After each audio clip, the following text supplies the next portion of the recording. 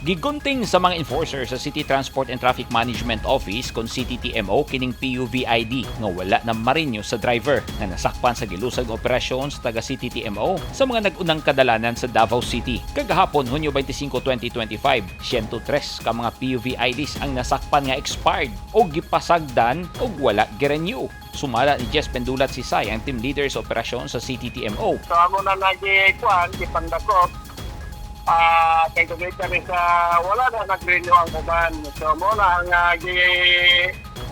operasyon na mo kaya halos tanan majority o kadaghanan sir wala na nag-renew. Kaya ingon wala na dakop so mo na nag-order sir abuti nga kuan operation for PUVID. Sunod-sunod ang ilang himoong operasyon. Pamultahon og 1,000 pesos ang mga driver nga nadakpan nga expired ang PUVID. Walay gipili ang mga enforcer sa ilang operasyon ug kutob sa ilang masakpan, ilahag yun kining isyuhan og ticket. Madakpan na sila isyuhan gapon sila CCCT at the same time mo gapon ang violation is 1,000 penalty.